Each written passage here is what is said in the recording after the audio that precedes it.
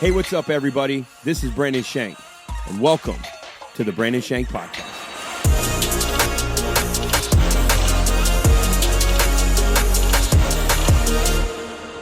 What's up, everybody? Welcome to the Brandon Shank Podcast. Good to have you all with us. Excited for today's show. Always, we've got Corey in the corner. What's up, Corey? What's up, everybody?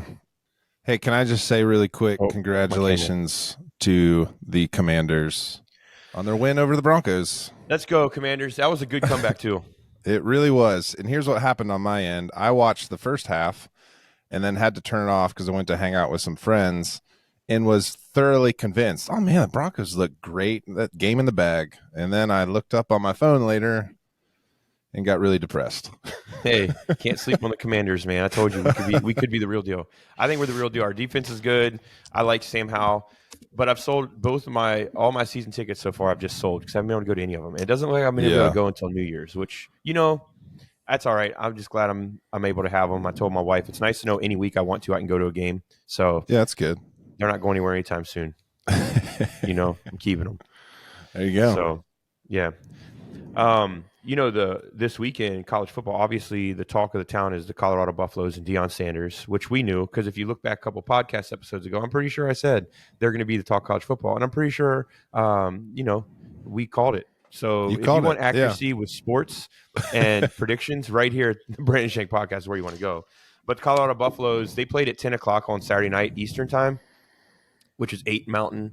And that game ended at 2:30 in the morning, and ESPN said it's the 5th most watched game on ESPN in its history. That's crazy. 10 at night. Had over 9 million viewers at 10 o'clock at night. When the average viewership for a 10 o'clock at night game is 1.7 million, they had over 9 million for a 10 o'clock at night game. Jeez. I'm telling you what, you said it.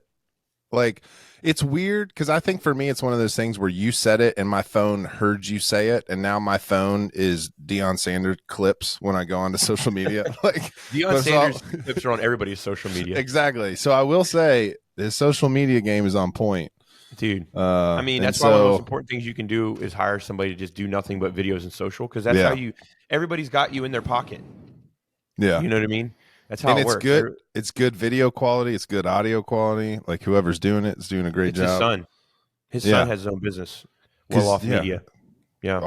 Oh, there you go. Jeez. And he follows him around and he does all this stuff. And he's good at what he does. And he shot most of it on an iPad and on a phone for years. And even now he shoots a lot of it on iPads and phones, he says. Crazy. Yeah, but that just goes to show you, like, really, the video quality of these phones is just as good as a lot of these cameras. Yeah. Oh, yeah. You know how to use them. Oh, But anyway, and another crazy thing is a Patriots fan got killed at the stadium this weekend after a fight.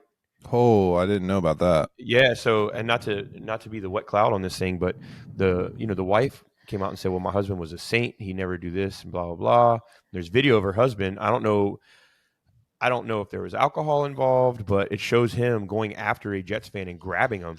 And a Dolphins fan punches him in his head and fell over and he died. Oh, man. As of right now, there have been no charges pressed, no press charges. And it makes you think, well, it's because, according to the video, the guy who got killed was the one who went after the other guy. Yeah, he instigated it.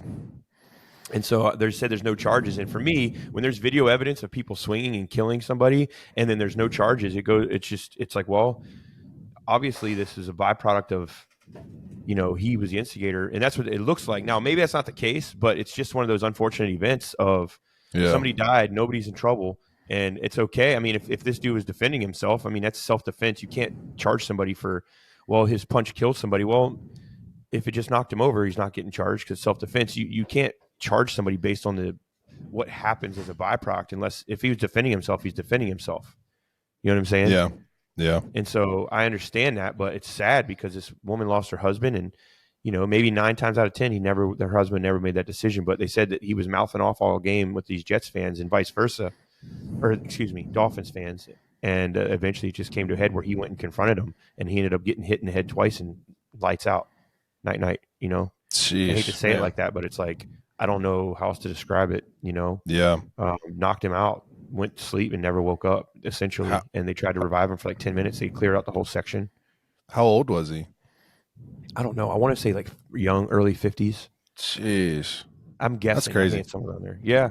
Yeah. But I mean, the dude put him to sleep with 2 swings and never woke up, never regained consciousness. And it's just, I mean, it just goes to show you, boxers can take brutal beatings for years and live lives that are prosperous afterwards. But, you hit somebody the right place, the right time, it's over. The head Yeah. is a delicate thing. But all that aside, it's just a tragic ending to, a good weekend. I know when I go to Commanders games, if they're at night, the ushers hate them. They hate night games because they've had all day to drink.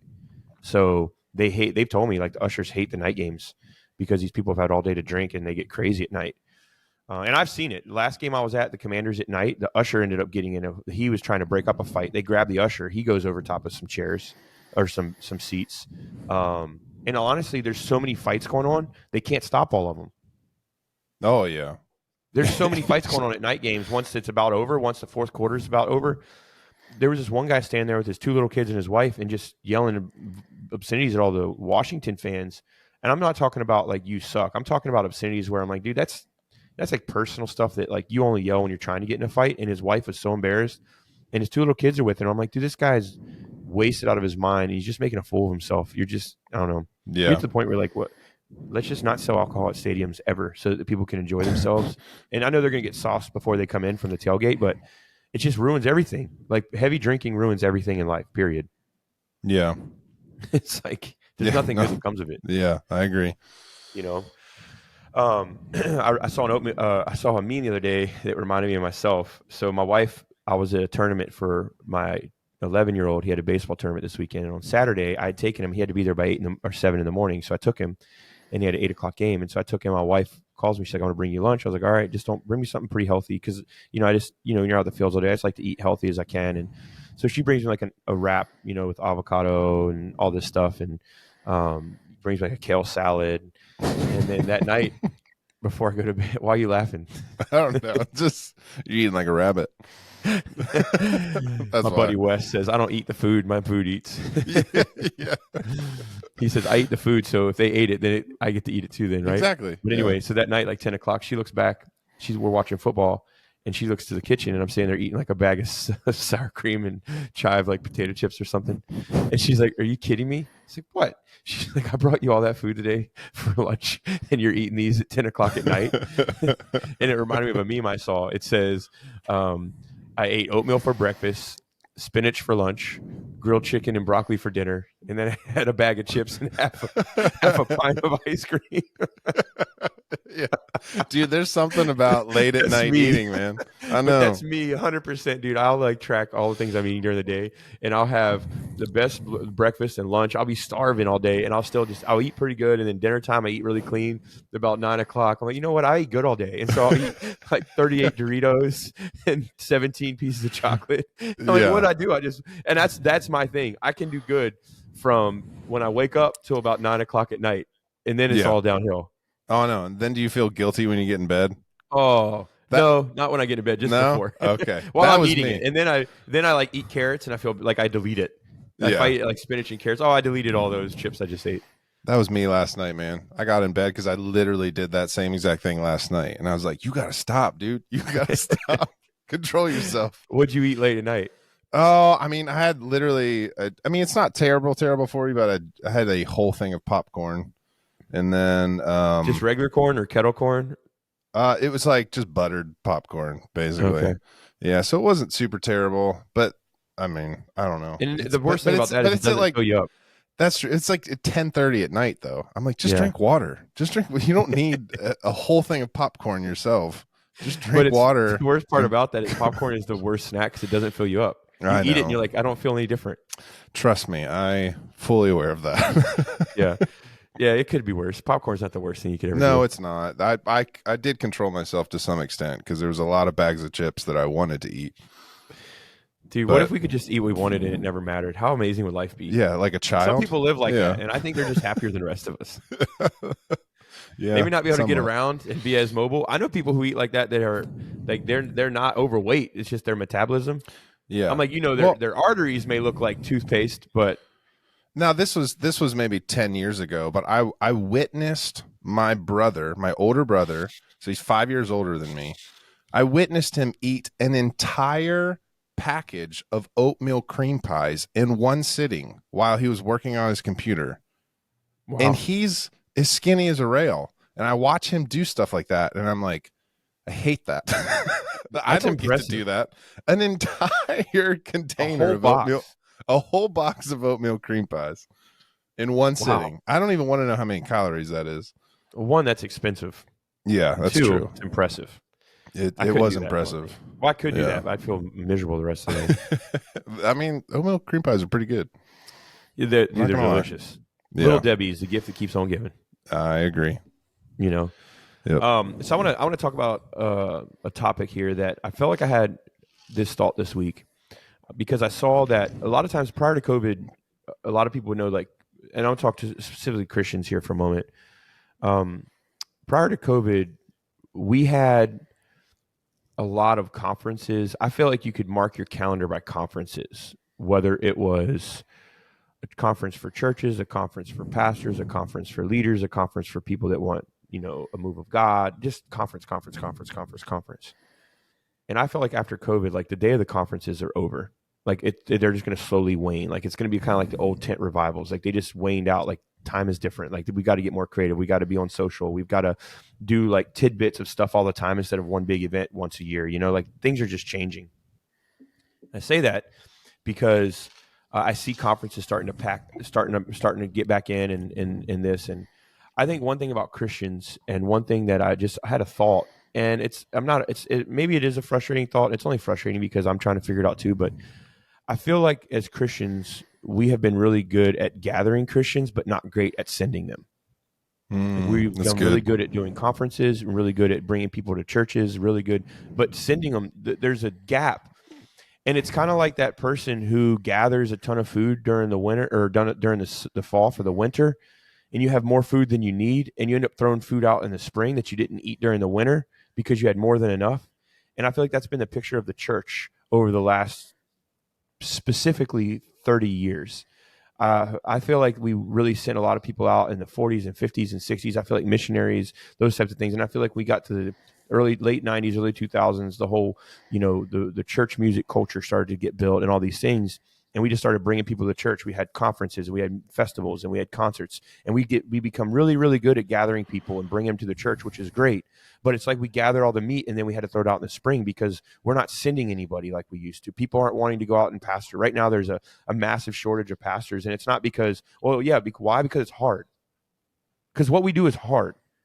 You have to put up with a lot of Mm-hmm. people's crap. Let's just call it what it is. And you're not appreciated and you're not loved and you're not cared for. But listen, pastors, we're shepherds. Shepherds will never be loved the way that you're called to love. It's hard. But what job isn't? Yeah. And I understand this is a calling, but I believe everybody's in their calling. No matter what their job is, that's your calling. It's what God's calling you to do, right? Yeah. And so I just feel like we have, over time, churches, we become so good at selling conferences and doing great boxes for conferences. I heard somebody the other day talking about what they're wearing to preach at their conference. And I'm thinking, nobody cares what you're wearing to preach at your conference. And it just realized that maybe some people do care, and that's the problem. Yeah. Maybe some people do care what you're wearing to preach at your conference. And that's the problem, is that we become so good at gathering Christians and fueling them up in conferences, but we haven't been there's not an equivalent of sending. There's not this culture of sending. When people leave the church, it's excommunicate them. And that's not our motto, but I'm just saying, like, these are, and I'm not trying to be sideways energy here, but I just feel like this has been something that as a church we've struggled with a lot, is sending people. Are we really cultivating people to be pastors, teachers, preachers, evangelists, missionaries? Are we really building that? Do we have that culture in our churches to where reproduction is about creating things? It's not about adding things. It's about Mm-hmm. multiplication, not addition.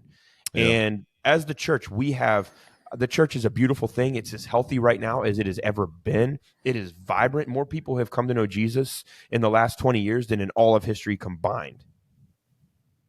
Right? That's the reality of it. But we have got to become better at sending. And I'm not talking about just creating more campuses. I'm talking about sending people, sending Christians, developing them, building them up, being okay when our core people in our churches that we've raised up are now going to other churches to help be a part of what God's doing there. We build them up to send them out. That's got to be the core value of our churches. So I don't know. It's just one of those things where I'm like, man, we're so good at conference boxes and having cool merch for conferences and having big names come in, and those things are fine. There's nothing wrong with them. But I wonder how much different the church would look if we were just as passionate and just as infiltrated on things that don't benefit us personally, that don't benefit our name and our brand and our market. Like, we send people. Like, what does the church look like then? And I think hopefully our church becomes a picture of that, because I know we've been on both sides of this. Absolutely. But this is just where I'm an inspiration. I'm inspired right now. And there's an inspiration in me of how do we become great at sending people? Yeah. And I don't think it's a matter of how. I think it's a matter of, well, it doesn't become about numbers. It doesn't become about you. It doesn't become about what you're doing. It becomes about what God's doing. Mm-hmm. Yeah. And what God is doing in them. I think that's the beauty of what the church can be, and what discipleship is cultivating what God is doing in their lives individually. Corporately, we're all here together, as a church, as a community. But so often, you're right, it becomes about gather. And it's funny when you said that at the very opening. Like, I'm going back and I'm thinking of all the conferences and stuff that I've been throughout my years. Not that there weren't, like little workshops and stuff where they talked about going out into your community, but most sessions were how to gather well, like how to get people in one place, in one spot. And I know you and I've talked about this lately, and I think the older I get too, the more I'm like, man, I want to be a Christian that doesn't feel like just a Sunday Christian. Like, again, I'm probably harder on myself than I need to be, and some of my close friends have encouraged me in that when I share that. But I want to be in my community more. I want to be sent more. And I agree, man. I think it's what we need. I mean, that's our calling. And so again, it doesn't devalue. Obviously, there's tremendous value on what we do as gathering as a community, but we gather in a lot of regards to be filled up to then go into our communities and be sent.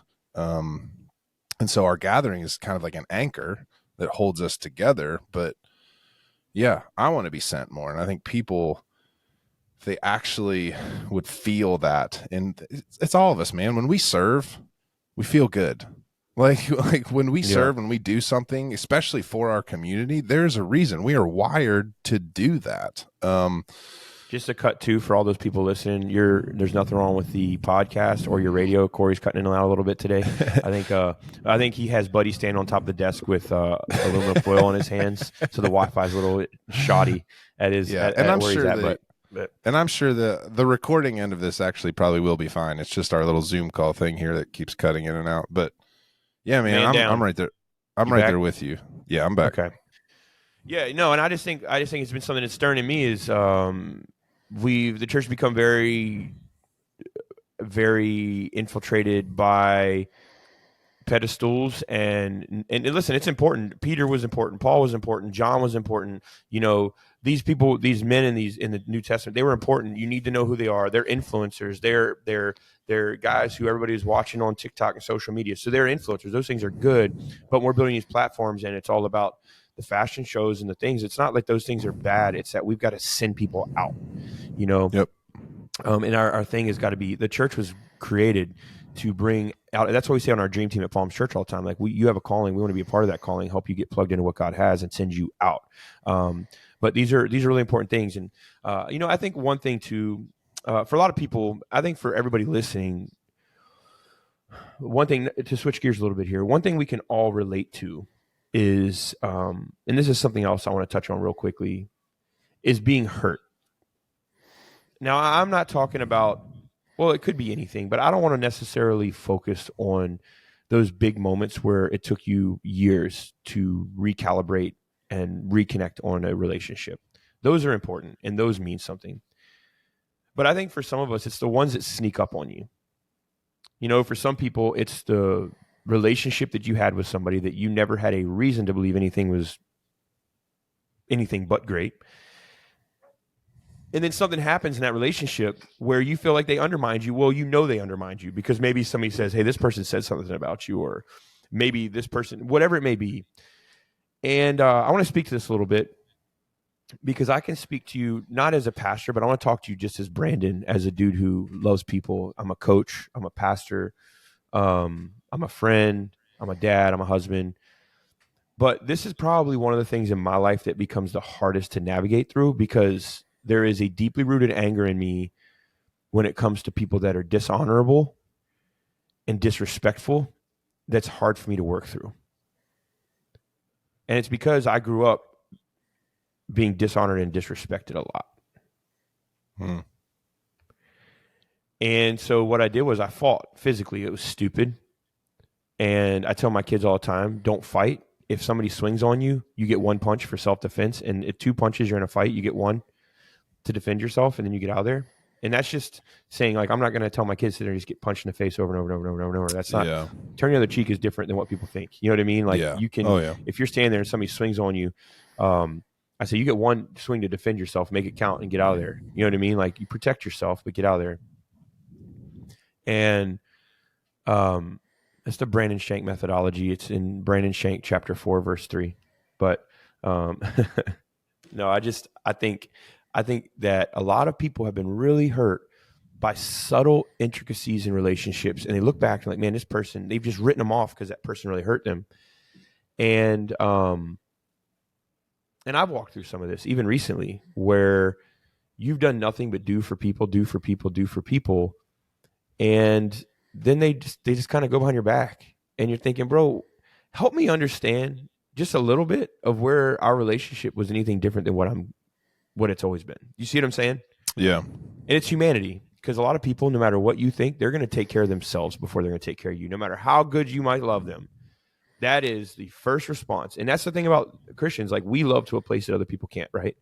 And so there's times I'll tell people, listen, I'm human, and I need some time before I can respond to this, because in my humanness, you don't want what I got to say, but I need to hear what God's saying, and I need to step away. And that's where I've matured over the years. Back in the day when I was younger, I was scrapping all the time. I was beating a lot of people up and getting beat up, but I was disrespected, dishonored, bullied. I just wasn't putting up with it.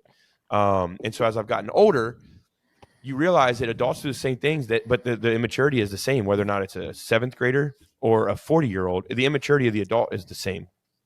And so I'm like, well, the difference is going to be me and how I respond. Obviously, you're not having physical altercations, but you're not talking about them behind their back either. You're saying, how do I deal with this in strength? And I think for a lot of you listening, well, I know for a lot of us, for listeners, you guys are in a place too where you're thinking, yeah, how do I, like, things that tick me off or offend me, how do I not let this thing get at me? How do I not let this thing overwhelm my life because I'm so Yeah. mad? Because what it does for all you leaders, it makes you bad leaders, because you make decisions based on your anger and not based on where people are at. It's really hard for you to do what's best for somebody whenever that person isn't looking out for you. Like, I get all of these things. I get all these intricacies and different things. So I just think it's really important for all of us to kind of take a step back here.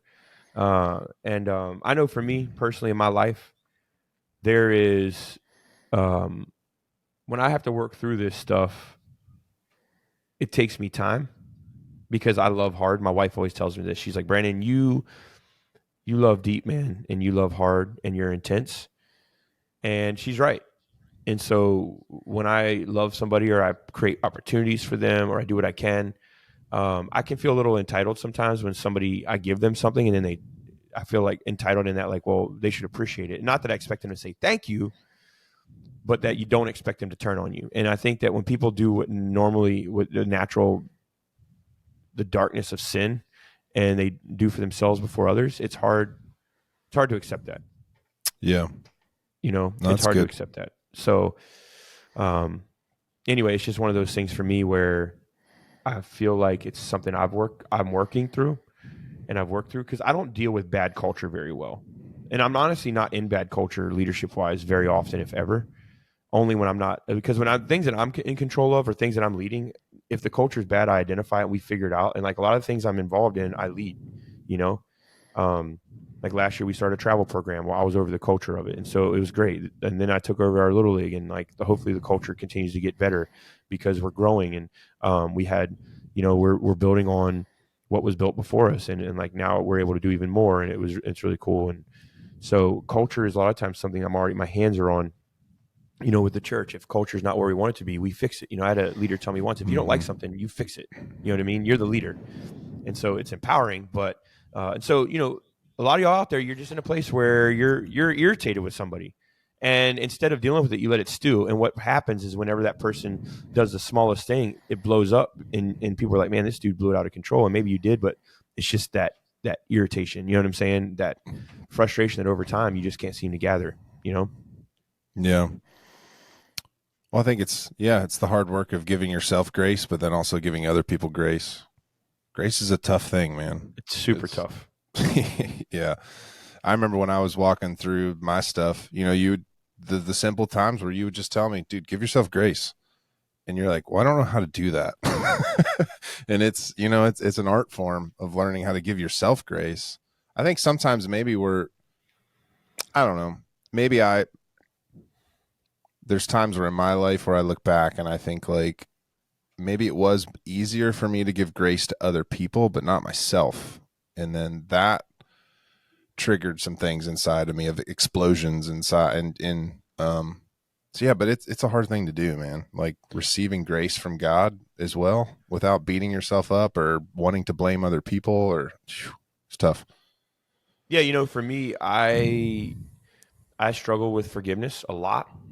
And my wife said something to me a long time because I'm the type, like I said, I love hard. And I'm like, why don't you love like that? Why do you got to do that? Why do you got to make that decision? Why do you got to say that about me? Why do you got to, it's very personal, very deep. And my Mm-hmm. wife told me, she said, Brandon, forgiveness is you forgive them without expecting anything in return, Yeah. you know? And that she's like, you can't expect them to change if you forgive them. And I'm like, wow. So I have to love them the way they are. That's tough. Yeah. You know what I'm Yeah. saying? That is Oh yeah. tough to love somebody the way that they are. Yeah. Um, and so I guess my question for people today is this, and this is something that I've personally been walking through. We think about achieving things in life and building our retirement plans and moving into nicer homes and buying nicer things and raising our kids well and honoring them.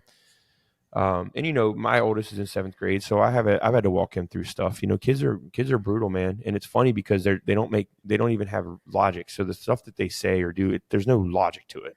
They're not reasonable, but they're kids. So there's a immaturity to that you have to help walk your kids through and realize like, hey, these kids are saying these things, but they're not even being reasonable. They're not.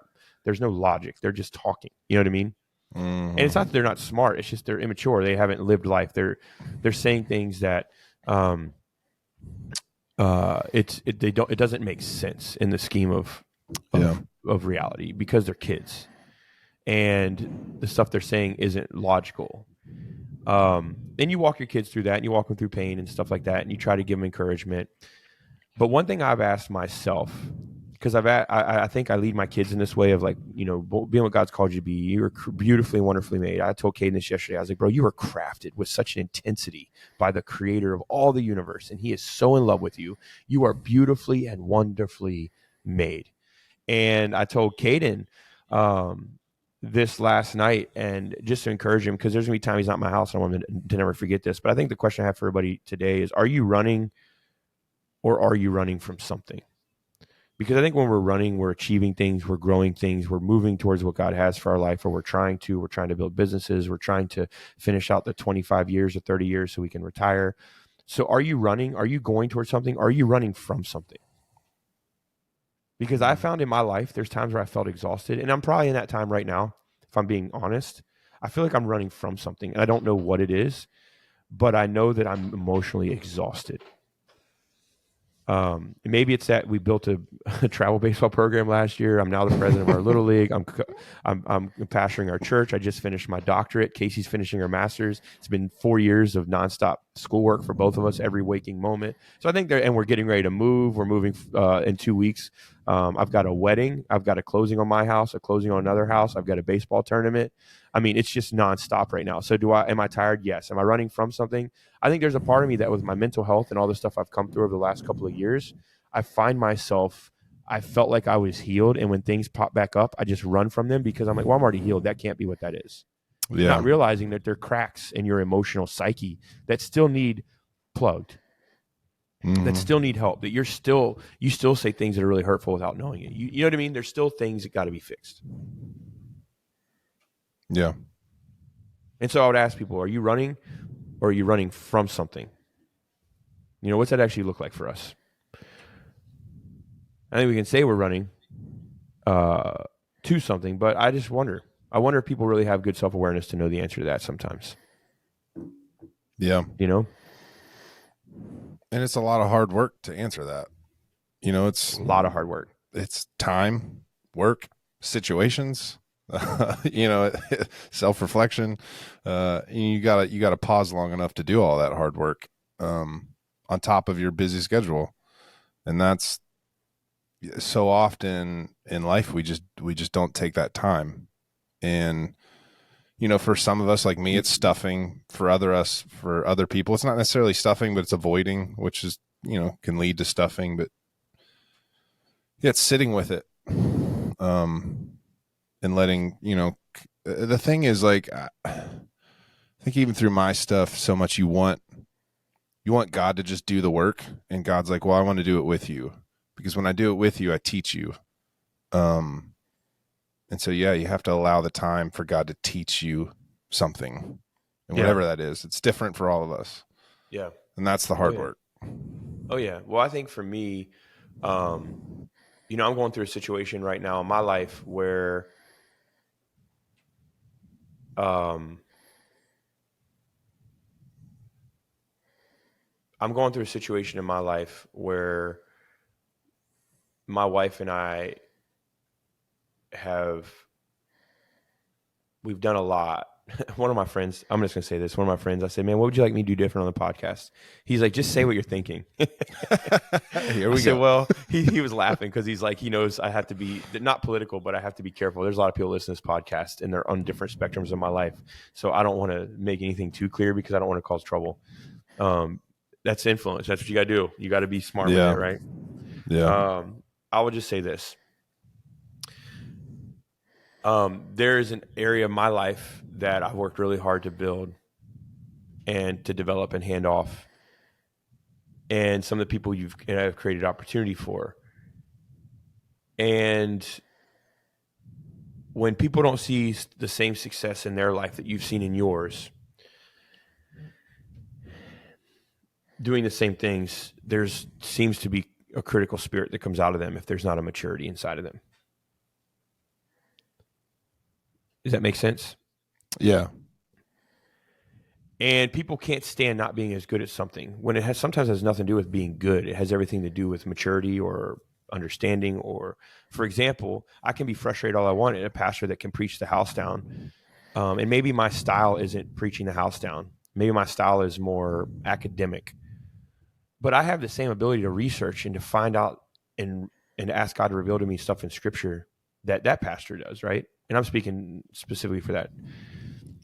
And so I think a lot of us, to your point, Corey, where you said you still have to do the work, I think a lot of us, we may be handed something and wonder, why aren't we getting the same results somebody else is getting? Well, honestly, that person may not be better. Maybe they just worked harder. Yeah. Maybe they are more gifted in it. But that's okay. Mm-hmm. And I think this all goes back to identity and being okay with what God's asked you to be. But in my life, that's what I'm going through. And, people, it's amazing to me how you can do something for others and they still look at you as the problem.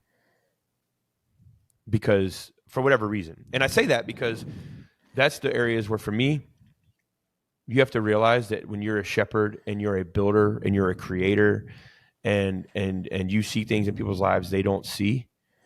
Casey told me this too a long time ago. She goes, Brand, your biggest gift in leadership is also your biggest struggle, in that you give people opportunities they don't deserve and build them into things they'd never be. But in the same breath, you also give people opportunities they don't deserve. And when they don't become those things, you have a hard time seeing why not. Yeah. And it hurts, and they hurt you. And it's true, is that everybody's strength is also our greatest weakness if it's not leveled out. And so I've given people opportunities prematurely a lot in leadership, and it's bit me right in the butt hard. That's why we have a leadership pipeline at Palms where people go through a process. It was to protect me from that as much as it was to develop people in their good things. But even in bigger ways, it's like, when you give people authority, people can't handle authority, because with authority comes responsibility. There comes accountability, and people can't handle accountability and responsibility with authority. They just want to blame. And when they blame, it's because they can't handle the accountability and the responsibility and the weight of authority. You feel me? Yeah. And so that's something I've had to walk through. Even recently, man, it's something that I'm currently walking through. And it's tough. I didn't sleep. There's some nights I don't sleep well. I'm frustrated. But it's a dying to self and living to serve others. That's been Casey and I's code here lately, and that we really felt God is stirring us, is this living to serve others and submitting ourselves to others is what we really have been feeling the Lord speak to us. Submit yourselves to others. And it's like, Lord, I don't know how much more I can submit. And God's like, but I can. Yeah. You know what I'm saying? Yeah. And so I think that's a good place for it. I think it's a good place to help all of us. So I hope that's helpful to a lot of people out there. I think that a lot of people walk in the same shoes, but just what God's able to do is so much greater. It's so much greater. And I'm hoping that people will hear this and be like, yeah, man, I got relationships that are a little tested. I've got irritations with people in my life. But I'm not going to let those things keep me. You know what I'm saying? I'm not going to let them hold me back. I want to fulfill what God has for me, but it's going to require a lot of me. And I get that. Yeah. And I want that. You know what I'm saying? So anyway, I have a final thought. Here's my final thought.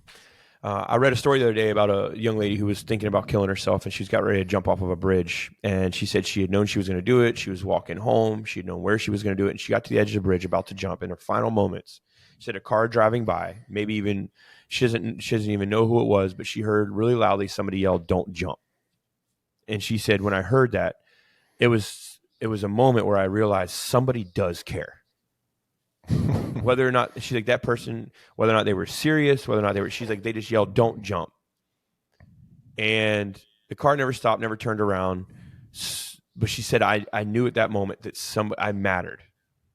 And I think we just have to stop. We have to stop where we're at and realize that we matter to somebody, but that we could be a huge difference in somebody's matter, whether or not they'll jump. And I just want everybody to take a second today and just step back and let somebody know they matter. Let them know that you care. I think that we say little things like "don't jump," not realizing that we go through all kinds of classes and preparation and learning to talk people out of things. People go to, for counselors, and people go to years of school as therapists to have the moment where they can save somebody's life and say, "Don't jump." But really, all it takes is caring. And when we can really, and those things are important, but when you can yell and mean "don't jump," and you can yell it and care, I'm telling you, people's lives will be changed. And it's the Bible says it, and I know it now as much as ever, that when we can love with a boundless, something that has no parameters on it, that's what's going to change people's life in the way in which we love others. And that's what the whole day has been about, the way in which we love others is something God's teaching me. I know a lot of times I want to fist fight others more than love others. I want to wrestle them more than I want to help them to become righteous. But I don't get to choose that, because as a child of God and as somebody who's walking this, I'm not going to allow those things to keep me. I want to love others the way that God would love them. So today, hey, somebody needs you to tell them don't jump. Somebody needs that. So go out and tell them don't jump. Let me pray for y'all. Lord, I just pray for each and every listener. I pray that they would know you love them, you care for them, your hand is on them. God, you'll never leave them. I pray that today they would know you say don't jump. I've got you. You've got them. And I pray that they would hold on to that. We love you and we thank you. And everybody say amen. Hey, love you guys. See you next week right here at Brandon Shank Podcast. This weekend, 9:30 Palms Church, online, in person. We'll see you then.